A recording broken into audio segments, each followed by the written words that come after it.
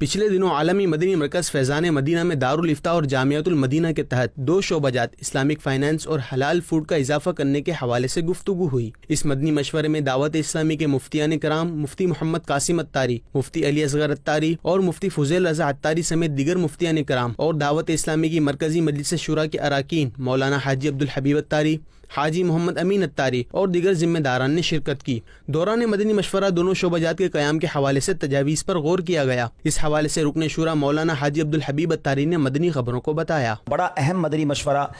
دارالفتاء اہل سنت میں ہوا اور ماشاءاللہ اس میں مجلس تحقیقات شریعہ کے اراکین تھے، مفتیان کرام تھے، رکن شورا حاجی امین بھی کرم فرماتے، دیگر دعوت اسلامی کے ذمہ داران بھی موجود تھے اور بڑی تفصیلی الحمدللہ وہاں پر یوں سمجھے کلام ہوا اور اس میں یہ طے ہوا کہ انشاءاللہ مجلس دارالفتاء کے تحت اور دعوت اسلامی کے ماشاءاللہ بہت سارے شعبہ جات ہیں، تو ان 2 شعبہ جات کا بھی قیام عمل میں لایا جائے اور جس پر ابھی ابتدائی مشورہ ہے، یقیناً اس پر ہوم ورک ہونا ہے اور قبلہ مفتی علی اصغر صاحب ماشاءاللہ اس پر بہت پہلے سے کام کر رہے ہیں اسلامک فائنانس پر، تو انشاءاللہ اللہ نے چاہا تو جلد ہمارے مدنی چینل کے ناظرین کچھ خوشخبری سنیں گے۔ اور اسی کے ساتھ ساتھ انشاءاللہ حلال فوڈ، یقیناً یہ بھی ایک بہت بڑی انڈسٹری ہے کہ حلال فوڈ سرٹیفیکیشن جو ہے اس پر کام کیا جائے، تو الحمدللہ اللہ کی رحمت سے اس پر بھی